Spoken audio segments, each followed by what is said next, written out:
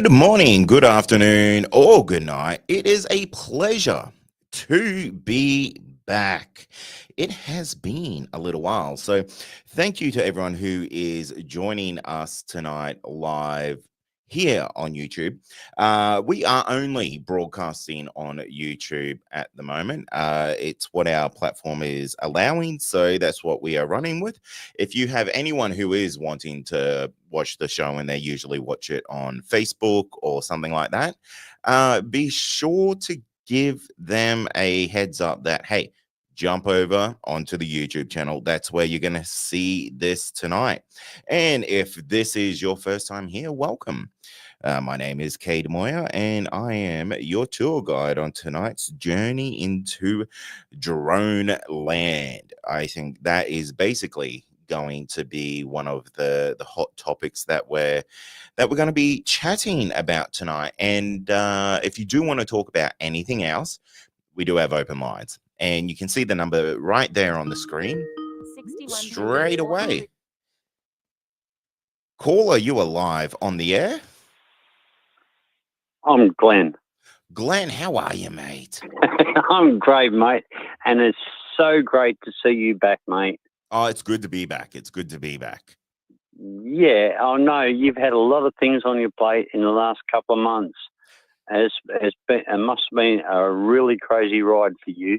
Mate, safe to say the last 6 months has been absolutely hectic in personal life and work life and podcast life. In documentary life, it's been the most full-on period I've had in a long time. So shit, yeah, you must have been really like bashing the side of your head and thinking, where the hell is my sense? Like, where is the baseline? You know, mate, it would have been crazy. I know you've had very personal stuff going on, and that's why we realise that you haven't been on so much. You've had some personal stuff going on, and then you've had Dark Truths, and we've all had a bit of a listen to. Most of us have had a bit of a listen to that, and mate, I can't believe the stuff that you've gone through in the last 6 months. It must have been really head blowing. Yeah, mate. I was often looking for extra days between Thursday and Friday. That's for sure, because for sure, everything and Saturday would have been a blast. Like, no. Well, did you ever even get a chance to let your hair down and just relax? No, like, not at all. No. It's been absolutely gangbusters. And you still haven't. I can appreciate everything that you've been through, mate. And everyone's asking, "Where's Cade? Where's Cade? Where's Cade?" And I think Cade's got his own shit going on. You've got to leave. Give him a break. Give him a break. He's flat out. Yeah. No, it's good. It's good to see you back on, mate. Dark Truths. Well, I can't say enough about that. I won't say anything, because if I did say anything, it wouldn't be enough. Oh, mate. You know, that's awesome stuff, mate. It's brilliant. Oh, mate, yeah. Thank you so much. Yeah, it was a really good learning experience, to be honest, because you know, to do it with someone who's as seasoned as Attila is in making documentaries, I couldn't have had a better mentor for it. And oh no, Mr. Caldy is awesome. Absolutely, he is. So I've had the pleasure to meet him. He come out and we did an interview one time out there at Sharp Park. For track 2. And he's an awesome fella. And the professionality, is that a word? I think so. We'll run with it. Why not? The professionality that he brought to the scene was just awesome. And it's like, I feel like, I don't know, I was only a encounter or an experiencer or a witness or whatever you want to call it. But I felt like a movie star when as soon as the camera was on, it's like, oh, Jesus, how can I be? No, the professionality that he brought to the scene was awesome. And shines through in everything he's done. I've seen a few of his productions now, and Attila is just top shit. Absolutely. Yeah. It was good to get him basically on the other side of the camera, because Dark Truth is essentially his story. And it's it was good to see him squirm a little bit. Yeah, exactly. Yeah. Yeah, no, that's what I appreciated about it, is it's like it's him from the other side of the looking glass, you know? Absolutely. Absolutely. Yeah. So that was really, really cool to, be able to do that with him. And of course, we recently just shot Dark Truths 2 up here in my neck of the woods. Yeah. So he flew up here. That's the one I was talking about. Yeah, but I've seen both of them. But yeah, no, and number 2's fucking awesome. Oh, sorry. No, you're awesome. Right. You're right. Yeah. But yeah, so love it. So man, thank you for the kind words, and like thanks for being like obviously super understanding about I guess recent situations, and it's a real pleasure to be back. No, we all are. We all understand why you've been so long and all that. Well, I mean, we love you, and we love hearing from you every week. And for the last little while, we've missed out, but we're gonna stick our nose up the horse's ass and buckle down and just deal with it. You know what I mean? Absolutely, mate. Hey, I have to ask you, while I got you on the line here, have you been hearing about the drone situation over in the UK, and then how it went over to the States in New Jersey? What's your thoughts on that? That's crazy, man. I really don't know. Like drones is. It's. I don't think there's anything alien about it. I really think it's not false flag. What do you call it? I think it's man-made. Yeah. I think they've got the look at China. They can put up fucking 5,000 drones in a night, like, and do all these patterns in the sky. So why can't America do shit that makes it look like aliens are coming? Or, you know what I mean? 100%. I don't think the drone shit is alien. I think it's man-made, and I think I still think there's something, and they know something's coming, and they're preparing us for it. Or what's the word? I can't think of the word for it. I've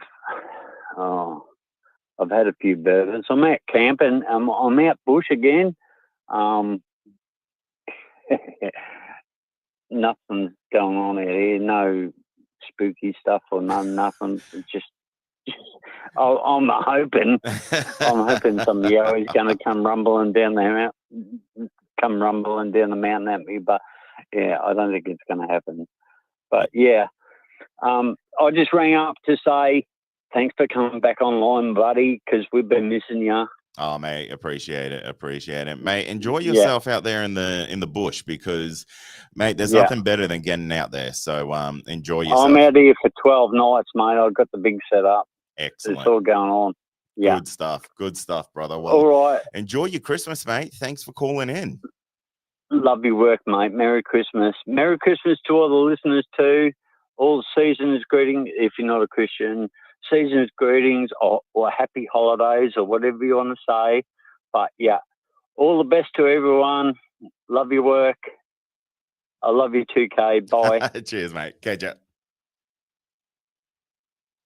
Always good to hear from Glenn. Glenn is an individual who's been on the podcast before, who had a rather terrifying encounter with a Yowie in the hinterland region while he was driving his truck for work. So that was a ripper of a story, and I tell you what, it's really rattled the poor bloke when it happened. And he loves it now. He lives for it. So good on him. Good on him. So I got a lot of questions like why was I away? Why have I been offline? Things like that. And I like to be very open and transparent with everyone as much as I can be. And because, you know, I ask people to come on my show and be open and transparent. So essentially, the reason I've been away for a little while is my father passed away. And he is obviously a large contributor to why I went down the world of the weird and the wonderful because of his influence on me when I was younger.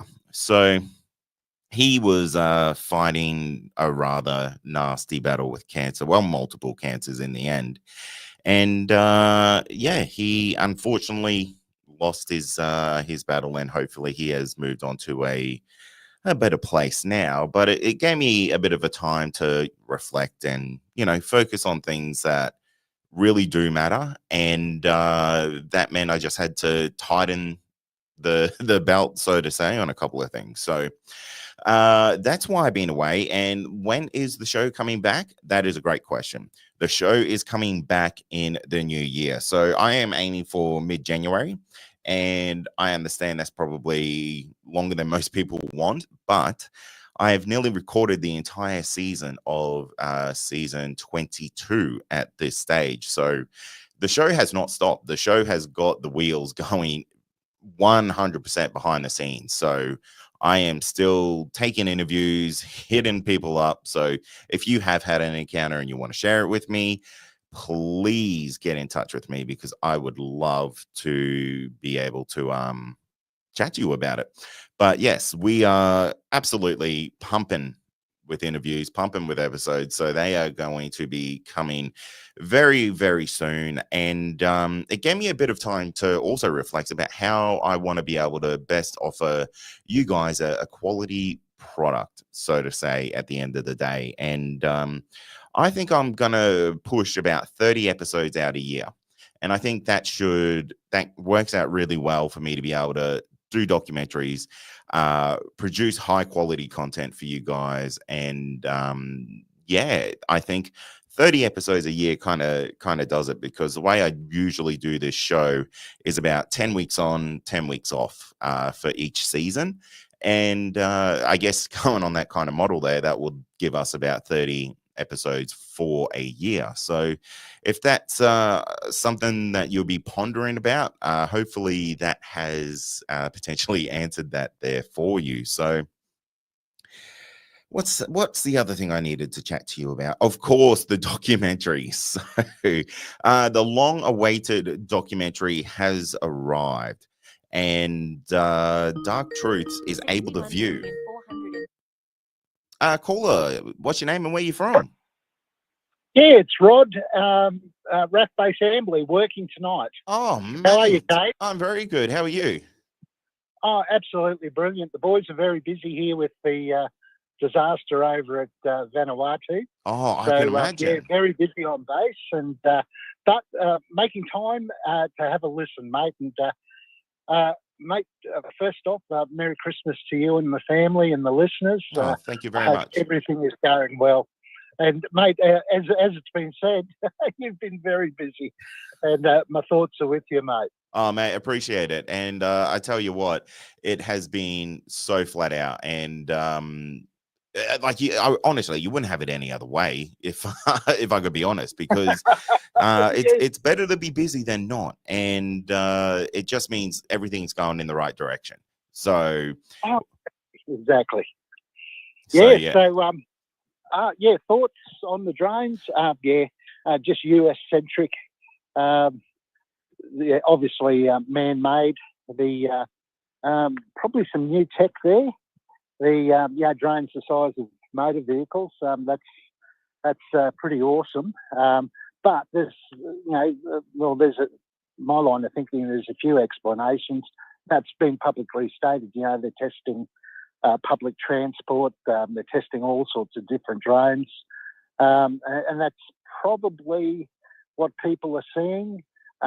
It's just the silence from the government. I think that's probably the most worrying aspect of it. Oh, absolutely. And I find it so bizarre that the government over there and the Pentagon are just so tight-lipped about it all, which kind of makes me think that, you know, this is obviously a government trial of something that they potentially don't want to lift the lid on just yet. Yeah, well, you know, go back a few months, those balloons going across the United States, they had no dramas popping balloons, exactly shooting $1 million missiles at a $20 balloon. yeah, but they don't want to touch these for some reason, you know. So yeah, interesting. I suppose it's a case of stay tuned, you know. Yeah, but, absolutely. Hey, I'll quickly tell you. I'll probably get in touch for what was it, season 22 or season 20, with the Yowie encounter. Yeah, and yeah, it'll yeah, very interesting. And it's all your fault. I'll take the blame for that one then. Yeah, if you might remember Haiti, series 12, episode 2.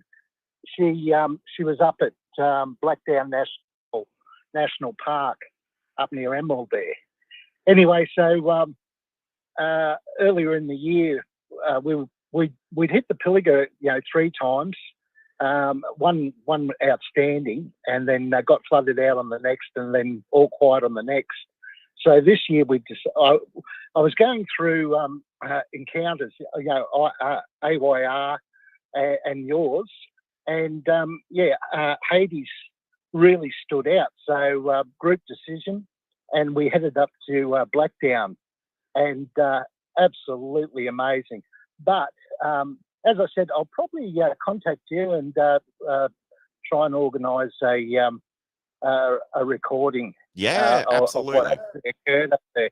But it was, well, the scenery was just incredible. But the encounter we had was equally incredible. So, yeah, so I'll hold off on that one. But I will tell you about another one that actually it did spook me and rattled me a bit. We were down at a mate and I were down at Stanthorpe on his property, and anyway, probably around this time of the evening, might have been a little bit later, and we were just cleaning up. No one else on the property, and where the cabin is on a ridge. Anyway, he was inside cleaning as he always is, and I was out just taking in the night, and it actually sounded like some madman cutting timber. It was just bang, bang, bang, bang at about I'd say probably 300 meters. Oh wow! Anyway, yeah. So I called him out, and by the time Rico had got out there, it had quietened down. Anyway, so he grabbed his gear for a tub, and so I'm still standing there, and it might have been 2 or 3 minutes later, this wood knocking, and I tend to think it was wood knocks, not made with the body, but yeah, definitely timber on timber, but it had moved closer towards us. Just to the south, there's a fairly dirty gully, and it sounded like it had worked its way into this gully. And yeah, so a couple of more raps, nothing as vicious as when it first started. And anyway, my mate did hear it that time. Anyway, over the space of about 15 minutes, it proceeded to work its way down the gully towards the cabin. And then I'm starting to get a little bit nervous, and probably at its closest would have been maybe 80 metres. As I said, it was a fairly dirty gully, and I'm standing there, and it actually flushed a rabbit out, and this rabbit came screaming out of this gully, and basically did a loop around my feet. and it just had no idea what was happening, you know. And anyway, I thought, oh, that is close enough. That is close enough. So I ended up calling it quits, going back into the cabin, and oh, I think we lost him. Oh, bummer. That's all right. Oh no. Am I still? Yeah, no, I got you. Yeah, You're still back. there, mate? Yeah, yeah. Yeah, so, yeah, just to top the ribbon, I locked the cabin, and that was it for the night. I'd had enough. It really put the wind up me. Oh, I bet. But as I said, mate, I will. I'll contact you in the next couple of days, and we'll talk about this trip that Absolutely. we had up to Blackdown. Absolutely amazing. Yeah. And good luck. And mate, great to hear you and your return. Oh, thank you, mate. I've got a couple of nights' work, so Dark Truths will definitely be on the agenda. Mate, have a great night. Oh, will do, mate. And all the best for business. Yeah, you too. Okay, thank you so much. mate. Cheers. Thanks, mate. Bye. Always good to hear from Rod. He's a real lovely gentleman, and yeah, I wonder if he's going to get any weird drone action above the army base that he's working at. Time will tell. 61. Oh, we just missed that call. Maybe he was calling back. I don't know. All righty. So where were we at, guys? We were talking about Dark Truths, I believe. And so, yes, if you are new to the show and you don't know, I have been banging on about a documentary that Tiller and I put together, and now it's available to watch. You can watch it completely free. It's completely free. It's available on the Jansen Media YouTube page, and for the life of me, it's terrible. I should know this if I'm talking about it. But if you basically jump onto our main Facebook page or in our group, you'll find links directly to watch this documentary. It goes for about 45 minutes, so it's about the length of something that you can put on TV. And if you are interested in learning about one of Attila's more hair-raising encounters, definitely check it out. And it's my first venture into the world of, I guess, investigations, and it did not disappoint. And essentially what you see in the documentary is probably about a tenth of what we actually experienced, because there was just absolutely no way that we could capture everything that happened in our time there. But if you are interested in UFO and, I guess, paranormal stories, you should consider checking that documentary out. It is also on Amazon Prime if you are in the continental US, so you can purchase it or rent it through there if you wish to do it that way. I believe they have it on sale for about $10. So it's a really, I hope that's a good entry level price for it. And I would love for you guys to let me know what you think of it. If you do enjoy it, one of the best things you can do that will really help us get it to an international audience on Amazon is if you jump on to IMDb and give it a review and a rating on there, because we kind of have to reach a certain number of things, reviews on there, so we can get that to everyone in the world. So fingers crossed that happens. I know it's a really slow ball to move, and it's a lot to ask someone to go do something like that. But if you are so inclined to do so, please, I would be very appreciative of it, because we did put a lot of work into it. And it would be great to kind of push it to as many people as we can, because that's the whole point that we do these things, is we want people to watch them. We want people to learn and understand and start to experience the things that we did. So that's what we're doing there. And of course, as I was saying, we have filmed number 2.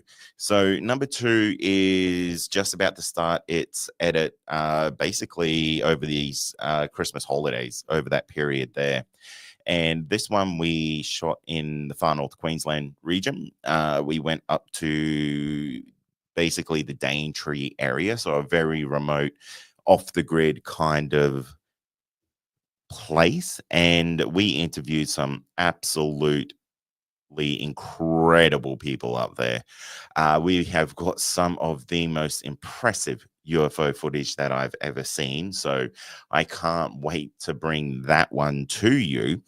And yeah, there is just some real mixture of experiences that we've been able to collect. So some really good face to camera interviews from about 5 or 6 people, and some of the stories are just completely mind melting that I reckon I could easily go up there and do another 2 or 3 docos and really make a chronicles of it. But if you are into it, that's going to hopefully come out later this year. Again, I cannot express how much work goes into these things. I was so not prepared for that. So hats off to anyone out there who's doing filmmaking on a professional level to make kind of feature length things, because my goodness, what a effort it is. But my gosh, I hope it turned out really well, and I hope everyone enjoys it. So yeah, that's the show update for you guys. That's why I've been away. That's why things have been quiet. But we are still here, and we are still kicking, and the wheels are still turning. So the thing I want to talk about tonight is really this drone situation, because these drones are popping up in the most unusual places, and I hear a lot of different theories and stuff like that. And there's a couple of things that have kind of come out lately that have me questioning I guess the future. Because, and it's going to sound weird, but I get the impression that the people in power, in the know, so to say, think something's coming. Because one of the key things I keep hearing is that we are running out of time. And that doesn't sound extremely positive. Why are we running out of time? It is concerning to think that if our leaders and the people within these programs think that we're running out of time, why is that? Like that's something that has stuck with me for the last month. Lou Elizondo, I'd love to get him on the show and actually chat to him, because there seems to be this inner circle who are obviously clued in, obviously can't say everything, but who knows? Is it World War III? Maybe. Maybe. Could it be something else? I don't know. But yeah, I do think these drones are man-made. I think they are something that the either government is testing, or obviously government contractors are testing, because I think the way that wars do get fought in the future are definitely on a drone basis. But the fact that these drones were seen over in the UK about, I would say a month or two ago, and I feel like that's kind of being swept under the rug a little bit. Like no one seems to really remember what it is. But yeah, these drone incursions were happening massively in the UK for about a week or two, and now that it's happening in the US, it is just mainstream news. And who knows? Who knows? Like they could be something else, but I highly doubt it. I do think these are a government built drone, and what they're used for, I don't know. It's completely beyond my my pay grade, so to say. But yeah, it's making for a really good topic to talk about. And what I do, one thing I will take a positive out of this is that we are now getting more open dialogue about UFOs in the mainstream media, which is always a good thing. So take the silver lining of, hey, yeah, cool, these are probably just some type of advanced drone, but people are talking about UFOs, and it's not backed by the X-Files or anything like that. Jeffro K has said that all the drones are hanging around US military bases. Yeah, and I think that's probably because that's where they're taken off from. I think that's exactly the case there. I think they're doing obviously some type of testing on there. But yeah, they kind of disappear. The fact that they tried to say there was like an Iranian mothership out at sea releasing the drones is just such a bizarre thing for the Pentagon to go out and say that in a public space. But yeah, it's insane. Susie says, I heard that some of these man-made drones are trying targeting President Trump. Maybe, who knows? Like it's something that maybe it's like trying to give that guy some extra hard work when he does take over next year. One thing, one thing that I did hear the other day is the infamous Dr. Stephen Greer has decided that he's going to come clean in early to mid January of next year and make disclosure happen. Why then, of all the time, of all the places? Yeah, who knows? I don't know how much credit I put into Stephen Greer. I think he will. I think he kind of rides on the coattails a little bit, if I'm being honest, of these more senior whistleblowers and things like that. And look, I completely understand. Like, you got to take a grain of salt of with everything, and just the fact that Stephen Greer speaks a little bit too. How do I put this? He speaks like he knows everything that he's saying is absolute. And he is always pushing the fact that the aliens are friendly and that we're the ones who are going to cause the issues or the wars, or we're the ones who want to start the fights. Um, I think it's like that's such a silly and naive thought to have, to think that all aliens are going to be good, because you can't say that. You just can't. You can't say all people are good. You can say people are inheritively good, but you can't say that every person is good. So would I be concerned if there was aliens coming here? Yeah, of course. Like, you'd be mad not to be. It's also like the same thinking where people go, well, Yowies aren't dangerous. Like, I think that's the most incredibly naive thought process as well, because essentially that's a wild animal. You wouldn't go and say, oh, gorillas aren't dangerous animals. They won't hurt you. Of course they will. Of course they will. So who's to say? But yeah, apparently, according to Dr. Stephen Greer, disclosures coming in January. Maybe this is the thing that everyone's talking about. Maybe that is when something is arriving. So I'm going to put this question to you guys. Like, what do you think? Do you think we're going to get something next year? Do you think, have you been hearing the we're out of time talk? Or am I the only one who's noticing that? Because it is a common thread that I'm seeing between things. And, is there something people need to start planning for? Like, you saw what coronavirus did. Imagine if there was aliens coming out of the sky. That's going to change everything. You definitely won't be able to find toilet paper. Destroyed by feds. How come you're not showing yourself tonight, Cade? To be honest, all my cameras are packed up and I couldn't be asked to pull them out. I packed up all the gear for work, and that included the cameras. So yeah, I just couldn't be asked to pull them out and set them up for this. So We went with the AI-generated radio station in the Australian desert look for tonight. So hopefully that answers that. Jeffrey K says they're owned by Elon Musk. That's a really interesting point.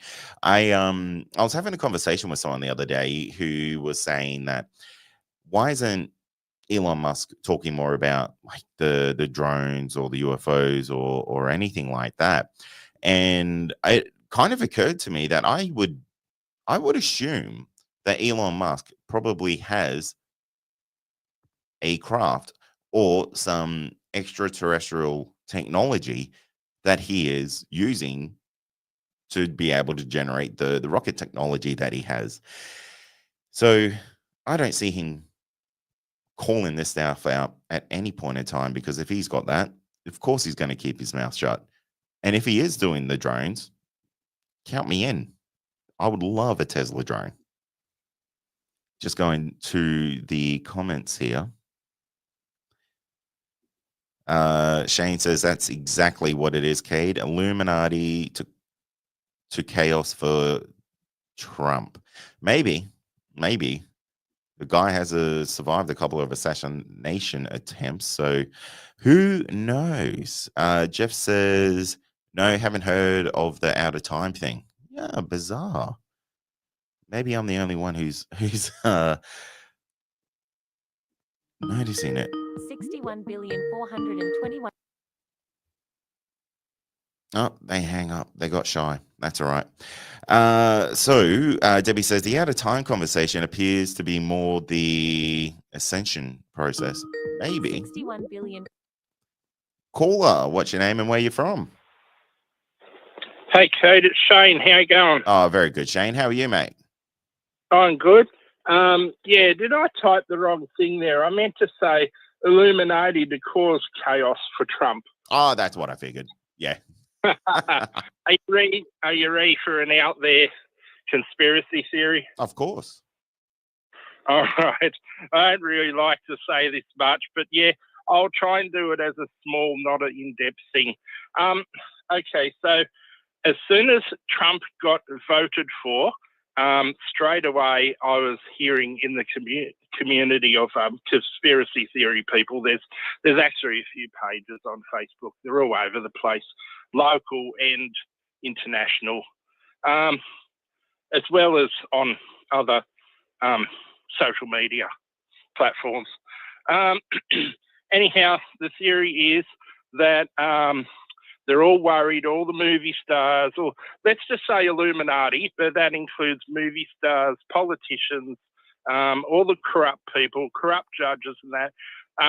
They're all worried that Trump's going to come after him and put him in jail.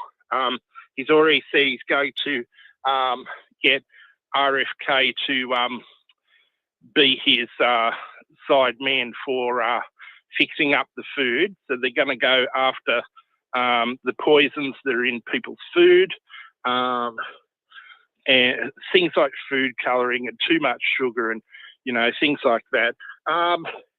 And oils, hydrogenated oils and all that. And then you got Musk. I've forgotten exactly what he's going to do, but he's going to fix things up a bit too. And Trump wants to go after all these people that are Illuminati. So what they're doing is they're trying to cause chaos. They had a big meeting, apparently, this was the rumour, and they were just doing a think tank on how are we going to cause chaos for Trump to keep him too busy to come after us, investigate us and all that. The drones are one thing, fake drone attacks. And I've also heard that, I don't want to say too much about it, but I have heard that they're going to make a fake alien invasion where they're going to even have bombs go off. What they're going to do, it's going to be like a light show. And so it's going to look like lasers coming down and bombing things. And then they're going to say, this was the plan. I don't know whether this is going to go ahead now because of Trump getting in. This has been the plan for a few years, but they seem to be rushing ahead with it now. Say, come into our safe, like FEMA camps and then everyone's locked up like cattle in FEMA camps, so they can. Yeah, so that was the thing. But now, obviously, they're just going to do a fake alien invasion to cause chaos for Trump. You know, they're trying to start a nuclear war with Biden, saying, yeah, Ukrainians can fire American missiles into Ukraine now. Into Russia. Which is the dumbest thing I've ever heard. I know. I mean, that's so close to pushing a nuclear war, you know, trying to start it before Trump gets in. Yeah. And then you got Iran carrying on, and Syria's just fell. So yeah, they're going for the chaos thing. As much chaos as they can. But if Trump appoints enough people, you know, he can investigate them. And, you know, and he's going to investigate all the high up doctors and that about the COVID crisis and all that. There are rumours it's thanks, Susie. Susie's wrote, go Shane. I'm not reading the comments at the moment while I'm talking. Anyhow, what was I saying? I got distracted. How embarrassing. No, you're just going on about how like everyone's kind of clicked on about the whole COVID thing. Oh yeah. I'm pretty sure Trump's going to investigate all these COVID doctors and, you know, how it was made in a biolab in Wuhan. And to tell you the truth, it seems like the unvaccinated are not getting all these COVIDs. We're getting mild colds, obviously, just like we used to in the past, but it seems to be the people that are vaccinated the most that are getting sick the most. And, you know, I hate to talk about it, but, you know, that's the truth. Yeah. I could go on for ages about that, but I'm just going to touch on it, and that's it.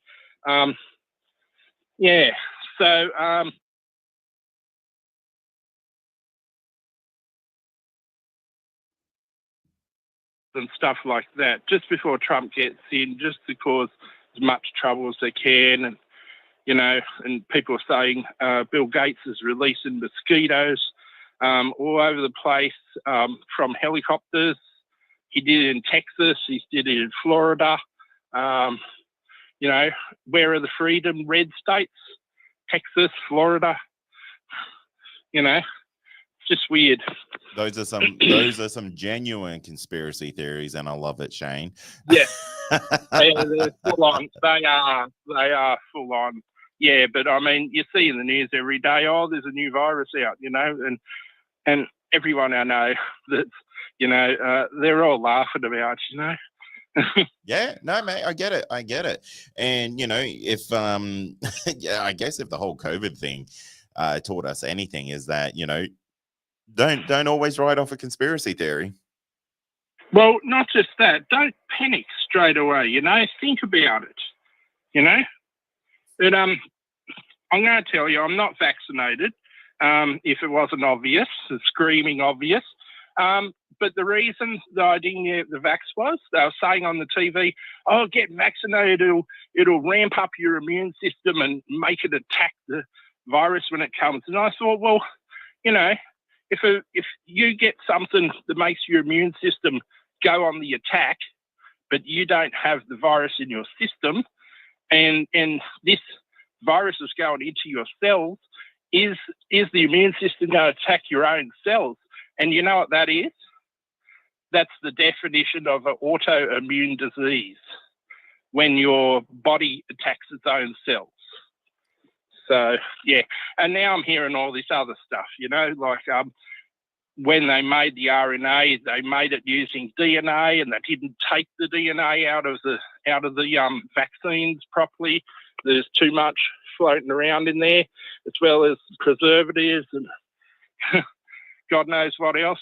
Oh, exactly. You know, it's a massive rabbit hole. So, yes, it's a huge rabbit hole, and you could go down it for days if you really wanted to. Yeah, definitely. I mean, I've forgotten more stuff that I've read about it than I remember. You know, yeah, I just know the basics now, and that's all you need to know.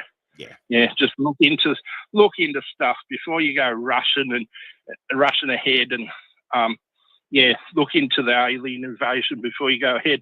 Now, on the Yowie front, I belong in a group that is Southern Highlands and ACT Yowie research now, so I can't really say too much. Okay. But in my area, within about 1.5 kilometres of where I live, we put out voice recorders in the bush recently, about 2 months ago, and we got things walking up to the thing in the middle of the night, in the dark. One voice recorder was too close to a train line, unfortunately, so we got nothing.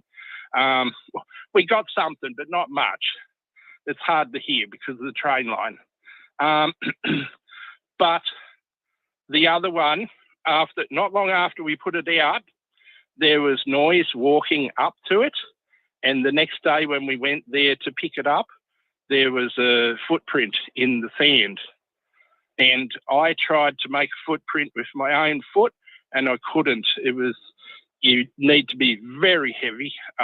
Even horses had walked past down the trail nearby, and they didn't put footprints, or hardly put footprints in the sand. Unfortunately, the footprint is not that clear. We plaster casted it, but it came out not that clear, so you can't see it on photos. But it's pretty easy in real life to see the toes. There was a lot of sticks in the sand, unfortunately, so it made it, unless you are actually holding the footprint, the plaster cast, you won't really see much. Yeah. Yeah, I get that. Footprints can be really hard to see unless you are there in person, because people show me photographs of footprints all the time, and I feel like I'm hopeless at it, because I just go, oh, sorry, I can't really see anything there, because I just don't know how to read it, and you don't get the depth, the angles, the shadows, and all of that stuff when you when you're not there in person. Yeah, but how weird is that? Only minutes after we put it out, just on dark, something's walked in and checked out our voice recorders. Yeah. So pretty freaky. Absolutely. So it was watching us. It followed us in. There was 2 of us. I don't know if I should name the other person, so I won't at this stage. We've got to really talk about it before we can reveal everything. But all night, apparently, it was things walking past it, making noise. I can't say there was any howls or anything like that. There was a few wood knocks, and it was too dark there for anything to see anything like humans, unless you had a torch. Yeah, so it was pretty freaky. And the thing that freaked me out the most was it needed to be as heavy as a horse to make any sort of dent in the ground there. Yeah. I don't know if you've ever seen anyone making a plaster cast with a footprint before or not. Yeah. Yeah, okay. Yeah, it's pretty interesting. They done it a lot different to what I thought would have happened. Yeah. So I thought, before I'd done it, I thought what you'd do is you'd mix up the plaster, and then you'd pour it in, having like a little garden little garden shovel or something in there to catch the gush, like the Niagara Falls sort of effect, so it didn't dig in. Yeah, you know what I mean? So it didn't dig in. No, that's not what they do. Yeah. So we spent a lot of time. There was 2 of us, and we spent a lot of time just mixing up the stuff and rushing to get it in before it dried and hardened, you know. So and we underestimated how much it would need. Yeah, I'm not really saying the size of the footprint, but we underestimated it. We barely had enough to make the cast. Wow. You know? So there you go. It's a big one. Yeah. Yes. Yeah. I can't say. But yeah.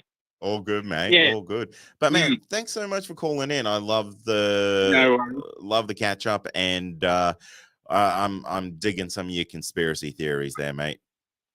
Yeah, no worries. And as you know, I sort of got a hint about what was going on with you, so I just sat there and kept it quiet. You know, patience. You know, and also you were busy with your film with Attila and that as well. Yeah. Actually, when I looked at that film, where you guys walked up to the cliffside, I'm not going to say too much, but walked up the cliffside and there's that hole that bats were coming out of, and you said, "Oh, it smells." It was either you or Attila. "Oh, it smells." I was waiting for something big to come and grab you out of that, looking at the mark. Yeah, it's like, oh God, what are you doing? Yeah, you know? Well, I tried to get Attila to go into a couple of caves, and he wasn't down for that. So no, I can understand why. Yeah, I can understand why you wouldn't want to do that. No, I don't blame him. I don't blame him. But mate, thanks for checking it out. Yeah, okay, yeah, I liked it. It looked like it must be dirt roads all the way up there or something. I actually Google mapped it, and I'd been to Mudgee and I'd been to Orange. I think it was Orange was the other town on the other side, and it's smack bang in the middle of the bush between them, and hilly and crazy stuff. Yeah, it's a whole crazy area there, and who knows why? Who knows why? I know there's a lot of dumbs there though. Yeah, and it's like, oh, okay. I didn't know that. Yep, that's a little secret about that area. Okay, yeah, I heard that about somewhere closer towards Sydney, which I'm not going to mention, because we have helicopters and planes fly over us and go directly towards it. Yeah. And I was told about it a long time ago, actually, but I don't know the exact location, but I know within about 30 k's. And yeah, it's pretty crazy. Absolutely. Yeah. Absolutely. But mate, you'll find also, oh, sorry, I just want to say one more thing. You'll find around military bases, there's also usually weird stuff going on, like UFOs and Yowies and stuff. I don't know why, but I think they place them there to guard that sort of stuff, or I don't know. Yeah. It's really weird. It is bizarre that it attracts that type of behavior, but yeah. Don't know what to make of it. I better not hog the phone lines. All good, mate. Well, thank you so much for calling in. Okay, yeah, good to talk to you again. Yeah, you too, mate. All right. All right, catch ya. All right, bye. Oh, Shano loves a good conspiracy theory by the sounds of that. He's a closet conspiracy theorist. He was ready to go down all those rabbit holes, and my God, he had them ready at the go, didn't he? Well, yes, thank you, Shane, for calling in. We're gonna call it on the lines tonight, but I tell you what, guys, it's been great coming back, and I just want to take a real opportunity here to say, thank you so much for being so patient, so understanding, and it's really cool to be here tonight with you all. So again, the podcast is coming back early December, probably mid January, and if you do want some more content in the meantime, we've got our whole back catalog of the podcast that you can go back and listen to your favorites again, and of course the documentary is out there, and the best thing that you can do is leave a comment on the YouTube channel, saying what your favorite part of it was or what you thought of it. Plenty of haters are doing that, so if you if you love reading a good couple of good hate comments, jump on there and give that a read. You'll have a good laugh. But if you do enjoy it, honestly, one of the best things you can do is leave a review of it on IMDb, which I know is a bit of a muck around, but it does make a big difference because that gets more eyes on it, and it really helps get people kind of more invested into that type of product. So but that's going to do it for tonight, guys. It has been an absolute pleasure hanging out with you. And I can't wait to do this again. I will have to check what the calendar is. I think this will probably be the last one for the year. But if that is the case, I do wish everyone to have a super, super awesome time off. Hopefully you get to spend a bit of time with your friends, your family, whoever is important to you, or with whatever is important to you. If you want to go build your race car, if you have a passion project that you're doing in the time off, I want to know about it. Post what you're going to be doing in the Facebook listener community, because I love to see what everyone is kind of getting up to. And I'll give you guys some sneak peeks of some shots that we've got from the Daintree doco as well, because let's just say one of the shots was so good, it cost me a $2,000 drone. And it's worth it. The shot is excellent. So, oh gosh, that was a great day. Anyway, but look, thank you so much for everyone who came in here. I just want to see, I did see a good couple of questions here, but I guess it's all kind of, we won't go over them now. It is what it is. So look, guys, thank you so much. I am looking for people to come onto the podcast still. So if you do have an encounter that you want to share, please shoot me an email. I would love to get you on the show. There's a lot of people who have emailed me and haven't got back to me. So if you are one of those people, please get back to me, because I have about 50 or so guests who are in like the stage one of like getting onto the show. And once I hear back from you, like the ball will roll very, very quickly. So if that's you, please check your email, get back to me. I'm going to give you all a big follow-up this week, and hopefully we can tee up some time for you guys. But if you haven't reached out, please do. I want to hear from you. I'd love to get you on the show ASAP. But guys, that's going to do it for tonight. Thank you so much for hanging out with me. And someone said, not long enough. Do more live shows, please. Okay. Yeah, absolutely. Look, I have something that I'm working on. One of the things that's going to really get more live shows happening is more viewers, more people on board, because that makes the real difference at the end of the day. So if you think you can get some more people watching with you, mate, you watch these live shows might become a weekly thing if you're lucky. So and one more question here, Bad Art. Are you still doing tales from the voicemail? Yeah, absolutely. So we do have our voicemail line, and that's there all the time. So if you don't want to tell your story to me, and you might find it difficult to talk to someone about it, that's fine. Tales from the voicemail is always there for you. You can call in. I believe the maximum length of a voicemail that we can take on that service is about 10 or 15 minutes.